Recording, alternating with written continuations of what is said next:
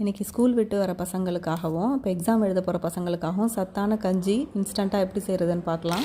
இதுக்கு 1 கப் வேர்க்கடலை, 1 கப் பொட்டுக்கடலை, அதே கப்பால் 1 கப் சிகப்பு அவல், இது மூணையும் ஒரு மிக்சியில் போட்டு கொஞ்சம் குறன்னு பொடிஞ்சுக்கோங்க. நைஸாக பொடிஞ்சாலும் பொடிஞ்சிக்கலாம், பட் எங்களுக்கு இந்த மாதிரி கன்சிஸ்டன்சி பிடிக்குங்கிறதுனால அந்த மாதிரி பொடிஞ்சிக்கிட்டேன்.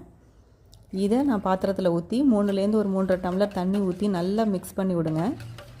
குக்கரில் வச்சு இதுக்கப்புறம் நம்ம இதை ஒரு 2-3 சவுண்ட் விட்டு வேக வைக்க போகிறோம். கொஞ்சோண்டு வேணால் தேவைக்கு உப்பு சேர்த்துக்கலாம். இப்போ இது கஞ்சி பதத்தில் இருக்கும். இங்கே பாருங்கள், திக்காக இருக்கிறதுனால நான் இன்னும் கொஞ்சம் வெந்நீர் ஊற்றிக்கிறேன். நல்லா கட்டி இல்லாமல் கலந்து விடுங்க.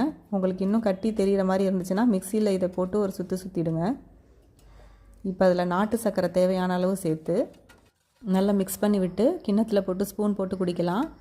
இல்லைன்னா உப்பு போட்டும் கலந்து கொடுக்கலாம் பசங்களுக்கு. ரொம்ப நல்லாயிருக்கும். ட்ரை பண்ணி பார்த்துட்டு எப்படி இருக்கு